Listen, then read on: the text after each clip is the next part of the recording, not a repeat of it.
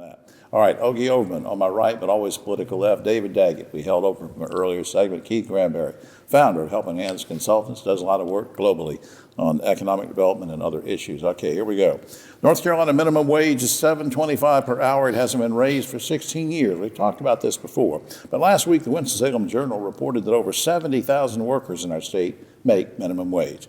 Given the makeup of our state legislature, will this ever be raised? And if it is, what should it go to, Ogie? We're so far behind times, Jim, it's pathetic. I mean, given our state legislature now, probably not, but it should be a minimum of $10 easy. Dave? Our state legislature, I don't care what party you're in, it's got to be higher than that. I don't think it should be $10. I think it should be at least $12.50. Okay. Maybe higher. That'll work. People have the right to earn a working, living wage. Keith Granberry. It definitely should be higher. We're being paid low wages, and most of those people are minorities. And I think it's just terrible. Absolutely. Earlier this month, Meta, formerly known as Facebook, announced it was updating its policy on, quote, hateful conduct, so that users can, for example, refer to a transgender person as it, or refer to a woman as property. Meta officials say they're simply protecting free speech. Critics say the platform is encouraging hate speech. Which is it, Ogie? It's not free speech.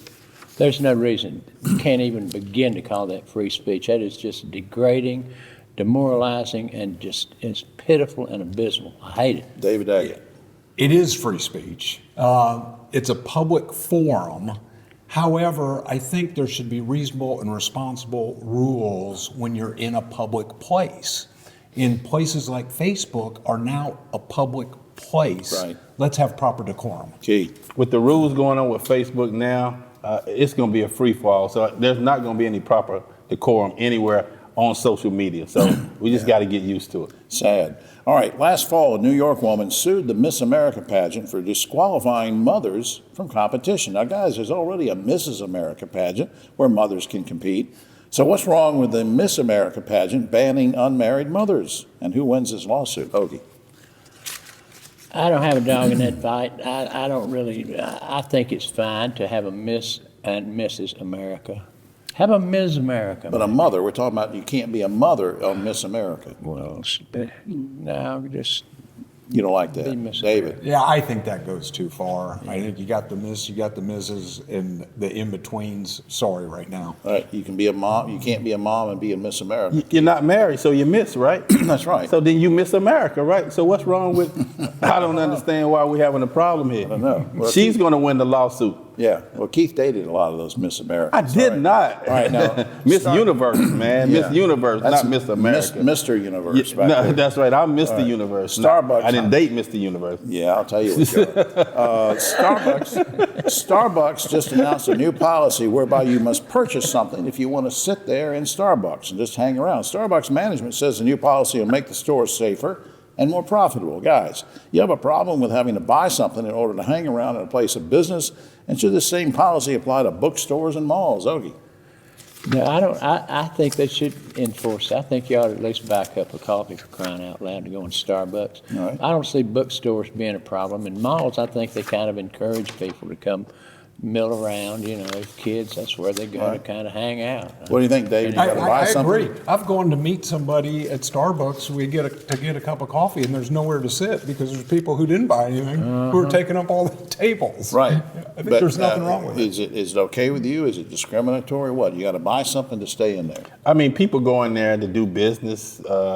People go in there to connect with each other. I don't see anything wrong with it. I don't. And a lot of times they end up buying something. So unless you're trying to discriminate against homeless people, which is what I think they're trying to do, then I don't see a problem with it. Yeah, and let me just go off on a tangent here real quickly before time runs out. The bookstore thing always bothered me. People coming in, looking at magazines and books and never buying anything. But why did that bother you? Well, it just... Because when you go in, why did that bother you? I'm trying to say, because if you go in and you look at books and relax, you may buy something. There's a Starbucks in the bookstore. Okay, Yeah, I was relaxed until just a moment ago. I'm just saying. We'll be back next week with the Keith Granberry Show. Lee, you're all over me on that. No, I just if you're the owner of a bookstore, why would you want people to just look at magazines for free. Don't you think you'd have to buy a magazine, David? Well, when I was younger, that was my reading room because I couldn't afford magazines. Yeah, there's something wrong with you all. Nobody's on your side today. Bunch of hippies. All right, finally, polar plunges. I'm doing this because TJ, he's back there behind the camera, did this. Polar plunges are becoming more and more popular. Some folks take the plunge for fun, others for charity. Guys, have you ever jumped into freezing cold water? Hoagie. I'm not doing it for fun, charity, or any reason Never. on earth to do that, no. David, as an Iron Man, you've done just about everything. Have you plunged? Absolutely. You did it? New Year's Day, I take my kids up and we jump in the Dan River. Wow. Gosh, Keith. Absolutely. Keith, have you ever jumped into freezing cold water? No, I had never have, and I never will. You know what happens when you, well, never mind. All right, that's all the time we have here. I'm Jim Longworth. We'll see you next week.